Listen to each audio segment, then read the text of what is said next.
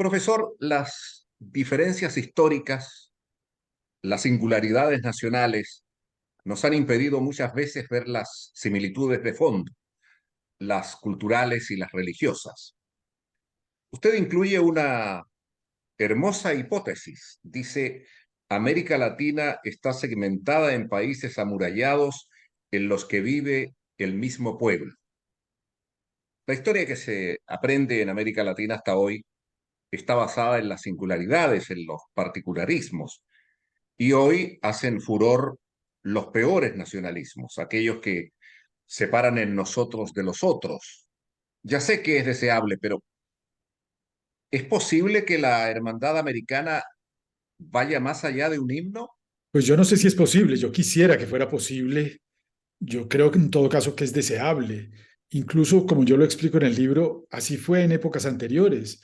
En épocas anteriores hubo conciencia de que éramos un mismo pueblo. En la época colonial, por ejemplo, eso era más o menos evidente por razones políticas, desde luego, pero incluso después, durante las repúblicas, a finales del siglo XIX, hubo una conciencia americana de que teníamos un alma común, muy ligada a España, además, a la lengua, a la religión, al pasado colonial, en fin. Mm, Eso lo que creo yo es que se ha ido perdiendo.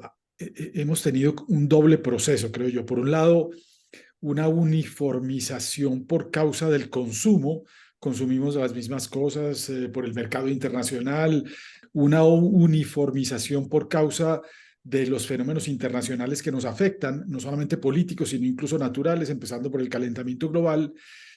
Todo eso por un lado, pero por otro lado, un aislamiento parroquial y nacionalista que a mí me parece muy malsano. Las dos cosas deberían ir de la mano, así como como el consumo y los fenómenos naturales nos unen. Yo creo que eso debería ir paralelo con una unidad política y económica, incluso. Yo creo que es nefasto ese parroquialismo que nos impide resolver problemas comunes y nos impide salir adelante. América Latina nunca negocia conjuntamente con las grandes potencias, cada uno de los países, de los paisitos incluso más pequeños, negocian por aparte y eso es malsano, eso ha sido perjudicial y es muy perjudicial pues para el avance del continente, creo yo. ¿Por qué el miedo es una emoción decisiva en América Latina? Sí, este libro tiene pues unas explicaciones sociológicas e históricas sobre nuestro pasado común y nuestro presente común, pero tiene tres capítulos centrales sobre las emociones. El primer capítulo es sobre el miedo. El miedo ha sido persistente en América Latina. Empezó cuando llegaron los conquistadores que sembraron el miedo con sus armas y sembraron el pavor con las enfermedades producidas por los virus que traían y que eran desconocidos en América. Y a partir de ahí, pues el miedo nunca nos ha abandonado. Todas las sociedades, todas las personas padecen miedo, pero el miedo ha sido algo muy persistente en América Latina. La religión fue un gran elemento difusor de miedo durante la época colonial, con el miedo al infierno, con el miedo al demonio que rodeaba, según decían, por todas partes, con la idea de que las catástrofes naturales eran castigos divinos y cosas por el estilo. Después vinieron las repúblicas y en la época inicial del siglo XIX, con unas repúblicas muy inciertas que eran incapaces de proveer seguridad en los campos, vinieron los caudillos y los caudillos sembraron también el pavor en los campos y después, cuando pasaron de ser bandoleros a ser presidentes en las ciudades y en toda la nación. Y el siglo XIX fue un siglo lleno de guerras civiles en América Latina, salvo algunas excepciones, como Brasil, que tuvo dos reyes que lograron pacificar el país. Pero en el resto de América Latina, en casi todos los países, hubo muchas guerras civiles. Esos caudillos, que son los precursores del populismo, que todavía existe en América Latina, después siguieron también en el siglo XX, donde vinieron los regímenes militares y también los caudillos y los movimientos revolucionarios, y todo eso también ha sido causa de mucho miedo. El miedo a los otros. En América Latina, los partidos tienen desde luego ideologías, pero sobre todo tienen mucho miedo los unos de los otros. En el siglo XIX los conservadores vivían muertos de miedo de los liberales, de que los liberales acabaran con los cimientos de la sociedad, con el catolicismo, con las buenas costumbres, con lo que ellos creían que eran los buenos valores, y los liberales vivían muertos de miedo de los conservadores, miedo a que impidieran que la sociedad progresara, que saliera del oscurantismo del medieval de la colonia, que impidiera el progreso, la igualdad, etcétera. Y después la izquierda y la derecha están llenas de miedos recíprocos también. La izquierda tiene mucho miedo de la derecha y la derecha mucho miedo de la izquierda. No solamente es la ideología, y es una de las hipótesis de este libro. La ideología explica muchas cosas, pero la ideología no explica todo. Detrás de las ideologías hay muchos miedos que ayudan a entender mejor los fenómenos de América Latina. Y eso es parte, digamos, de la idea de este libro. Podemos entender que somos si no sabemos ni entendemos a España. Es de donde venimos. Y aquí hay que detenerse para considerar la herencia española en materia que plantea el libro El viejo malestar del nuevo mundo. No podemos abarcarlos todos, profesor, pero voy a nombrar algunos. Entre ellos el desacato. Es decir, somos geniales en América Latina en la redacción de la norma, pero evasivos en el cumplimiento.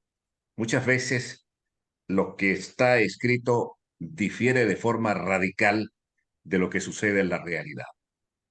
Y aquí estamos frente a un problema mayor. Yo durante mucho tiempo, antes de escribir estos libros sobre América Latina, antes de este libro había escrito otro sobre Colombia que se llama El País de las Emociones Tristes. Antes de estos dos libros que se dedican a un poco a entender el fenómeno de la política desde el punto de vista emocional, antes de eso me había ocupado, y lo hice durante muchos años, de la cultura del incumplimiento de reglas en América Latina, que es un fenómeno que viene de España y que tiene mucho que ver con la existencia de unas sociedades muy fuertes y unos estados muy débiles además que por esa debilidad a veces se comportan como tiranos, pero que nunca logran ordenar a toda la sociedad. El hecho es que en España siempre hubo, y la picaresca da buena cuenta de ello en su literatura, siempre hubo la idea pues de que las normas eran normas que se negociaban, con mucha frecuencia eran normas ilegítimas, y en ambos casos, en el caso de la posibilidad de la negociación o en el caso de la ilegitimidad, las personas tenían derecho a desacatar esas normas, a desobedecer. Y eso es una cosa muy persistente en América Latina, que existe además también en la religión, que la religión católica, y en eso difiere mucho del protestantismo y de otras religiones, en la religión católica todo se puede desobedecer con cierta facilidad. Y para eso está el sacramento de la confesión, que lo resuelve todo. Como las personas siempre se pueden confesar, incluso de los peores crímenes, y siempre que se arrepientan, claro, y que tengan un acto de contrición, podrán empezar otra vez de nuevo. Esa posibilidad de todo remediarlo con la confesión en la religión, yo creo que permeó también nuestro sistema jurídico y sembró la idea de que las normas eran flexibles, de que las normas se podían desacatar, en fin. Eso está además en el Quijote. Cervantes cuenta en el Quijote que cuando éste vio a unos alguaciles que tenían presos, que habían capturado a un par de ladrones, pues el Quijote les dice que los dejen sueltos, que finalmente la verdadera justicia es la justicia divina y que la justicia terrenal es una justicia incierta y no siempre legítima, entonces que los deberían liberar. Cuando Borges tiene un pequeño texto que se llama Nuestro pobre individualismo, en donde se refiere a ese pasaje del Quijote para decir que de ahí viene nuestra similitud con España. Y dice Borges, yo nunca pensé en esa cosa de que éramos muy parecidos a los españoles, hasta que leí esa parte del Quijote y me di cuenta de que ahí estaba nuestra verdadera identidad común. Y es cierto, el hecho es que los fenómenos de incumplimiento de reglas son perfectamente comunes en todo el continente, desde el norte de México hasta el sur de la Patagonia. En todas partes, esa posibilidad, la viveza criolla y la rebeldía frente a las normas, o la arrogancia de las élites frente a las normas que no las cumplen, es un fenómeno común en toda América Latina. Segundo, el padrinazgo, el compincheo. Hay tantos que consiguen más por fuera que por dentro de las instituciones. El buen contacto, el buen amigo resuelve casi todo. Aquí suceden dos cosas que me parece que son muy perniciosas, ¿no? Por un lado, se desacreditan los aprovechados, pero sobre todo pierde credibilidad la institución, el Estado. Ese fenómeno existía en la colonia, sociedades muy, muy desiguales, en donde las personas, muchas veces los mestizos y a veces los indígenas también, aprendieron que estaban mejor protegidos teniendo lo que en América Latina llamamos una buena palanca, una buena conexión, un buen contacto con alguien poderoso que nos pudiera ayudar en un momento determinado, un buen padrino. Aprendieron a que estaban mejores protegidos de esa manera que a través de las leyes o a través de los jueces o a través de las instituciones. Y eso se extendió en la República con los caudillos. Los caudillos protegían sobre todo a su ejército, a los que los acompañaban. Y los caudillos siempre crearon lazos muy fuertes de padrinazgo entre ellos y sus seguidores. Así era con Páez en Venezuela y también con Rosas, y en fin, siempre crearon lazos muy fuertes. Por otra parte, el Estado era muy ineficaz para proteger los derechos. Las constituciones existían, estaban llenas de protecciones y de derechos, pero eran en buena parte ineficaces. Entonces, esa idea de que cuando uno es un subordinado, sobre todo, pero incluso en la clase media y a veces en la clase alta, esa idea de que cuando uno tiene problemas, esos problemas los soluciona mejor o uno está finalmente mejor protegido con un buen padrino que con una buena ley. La gente del pueblo cree, está convencida y está convencida porque así funciona y porque tiene evidencias de que eso funciona, de que más vale un buen padrino que un buen juez o una buena institución o una buena norma. Entonces, este fenómeno del padrinazgo, que es muy común en todos los partidos políticos, existe igualmente en el mundo de los partidos de derecha, que en el de los gobernantes de derecha y los gobernantes de izquierda en América Latina siempre se han valido del padrinazgo, del clientelismo. Eso es un fenómeno muy, muy extendido en América Latina y viene justamente de esa debilidad de las instituciones, de esa incapacidad de las instituciones para ser efectivas legítimamente, para crear legitimidad y efectividad, que son los dos grandes valores institucionales. Si hay algo que está demasiado extendido, diría yo, eso es la envidia. La envidia que provoca celos y rencores de largo aliento. ¿De qué otra manera perjudica la envidia a los pueblos de América Latina? Yo quisiera decir antes que las emociones tristes, bueno, esto de las emociones tristes yo lo explico en el libro, es un concepto que viene de Spinoza. Spinoza decía que las emociones tristes eran el miedo, el odio, la venganza, el resentimiento, la envidia, etcétera. Eran emociones que apocaban, que disminuían a las personas. Yo lo que creo es que eso también pasa con los países y ese es, digamos, un punto de partida del libro. Las emociones tristes se atraen unas con otras, son como las virtudes. La persona que es muy generosa generalmente es una persona benevolente, o generalmente es una persona sincera. Las virtudes se atraen, como decía Aristóteles. Pues las emociones tristes también se atraen. Entonces el miedo, por ejemplo, el miedo y el odio van generalmente juntas. Y la envidia es una emoción que está muy ligada al resentimiento, por ejemplo, y a otras emociones. Y es una emoción que viene que prospera sobre todo en sociedades muy jerarquizadas, cuando las sociedades son muy desiguales y tienen una pequeña élite muy pequeña, pero muy poderosa, y una gran masa de personas subordinadas y en buena parte humilladas. Cuando existe una sociedad así, además una sociedad en donde los méritos valen poco y vale más lo que decíamos ahora del padrinazgo, las personas no ascienden socialmente por sus méritos, sino por los favores del padrino. Cuando ocurre eso, las personas terminan por convencerse de que quienes tienen cargos de autoridad o de poder o de que quienes ascienden en la sociedad no ascienden por sus propios méritos, sino porque les hicieron favores. Y eso produce mucha envidia. Eso produce la idea de que nadie se merece nada. Y en eso se exagera mucho también. La envidia es un fenómeno corrosivo. La envidia produce además cognitivamente placer. Hay una pequeña gota de dopamina que se produce en el cerebro que nos produce placer. como produce cualquier otra droga. Entonces, sentir envidia con el miedo también pasa algo parecido. Entonces, la envidia es un fenómeno muy extendido y muy extendido en sociedades muy jerarquizadas, muy desiguales y muy asociadas con la debilidad de las instituciones y con el clientelismo y el padrinazgo. Hay un párrafo muy importante en su libro donde habla de la resignación callada de las mujeres traicionadas por sus maridos, como una de las mayores fuentes de tristeza y malestar emocional en la historia de Hispanoamérica. Y agrega que actualmente las mujeres cabeza de hogar en el mundo alcanza aproximadamente el 13% y en el caso de América Latina el 32%, es decir, casi el triple. El abandono de las mujeres viene de lejos, profesor. Podríamos decir que el machismo es una costumbre universal, pero que en América Latina su magnitud tiene raíces históricas conocidas. Sí, yo creo. Yo creo que tiene que ver con muchas de las cosas que hemos hablado, pero con una en particular, que es lo que dio lugar al mestizaje. Es que las colonias hispanoamericanas, a diferencia de las colonias del norte de América, fueron colonias en donde no vinieron familias españolas para rehacer su vida en este nuevo continente, sino que vinieron hombres, hombres conquistadores, y además muchos de ellos que lo que querían era obtener oro, obtener riqueza y devolverse a su patria.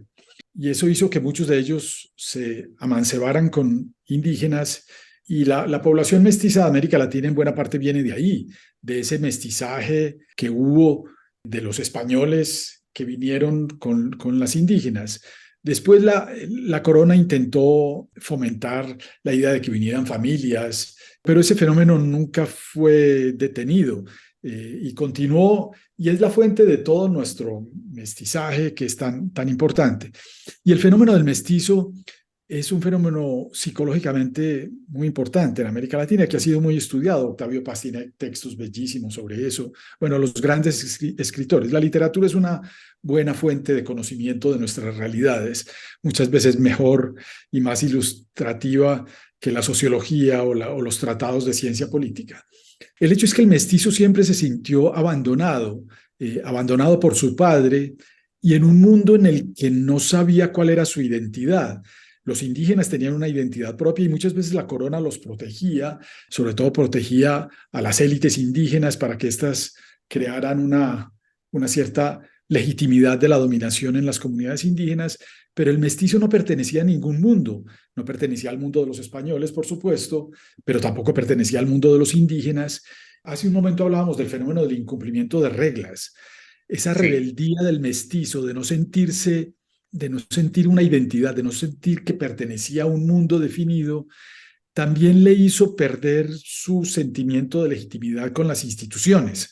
Como yo no pertenezco a ningún mundo y por lo tanto ese mundo en el que estoy no es un mundo legítimo. Entonces el fenómeno del incumplimiento también viene de ahí.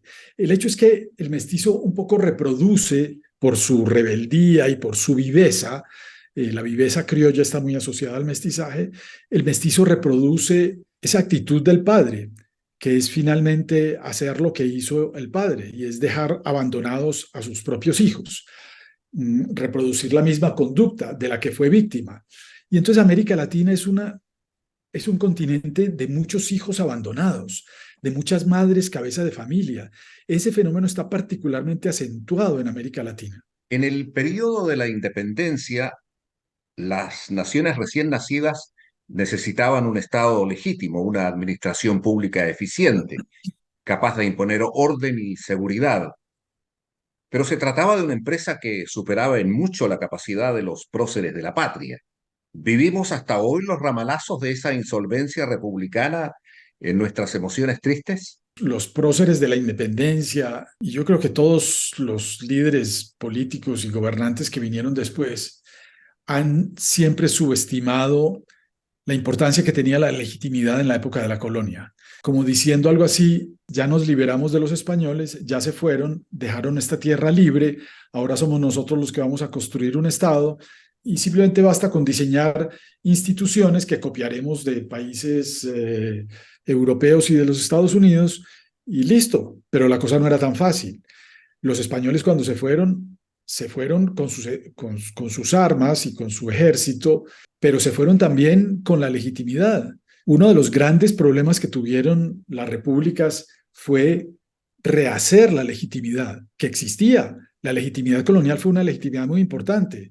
No en vano duró más de 3 siglos y en circunstancias tan difíciles, porque España estaba muy lejos, los ejércitos eran muy pequeños, y no obstante, España logró mantener durante esos 3 siglos un territorio tan vasto y con cierta estabilidad. Al final del siglo XVIII hubo revueltas, por supuesto, y problemas, pero fue un gran logro mantener eso. Y eso se dio a que existía esa legitimidad tan fuerte con esa coalición de Estado e Iglesia que fue tan importante. Las repúblicas tenían que, desde luego no podían reconstruir la legitimidad colonial porque se trataba de hacer algo distinto de la colonia, aunque muchos quisieron buscar monarcas para sustituir al rey español. Pero esos monarcas no funcionaron, empezando por México, eso nunca funcionó, y entonces tuvieron que inventarse la legitimidad republicana. Pero eso no era una tarea fácil. La legitimidad es lo que une espiritualmente a los individuos con unas instituciones. Es lo que hace que en la mente de los individuos esas instituciones sean respetables y que la obediencia sea una exigencia en la mente de esos ciudadanos.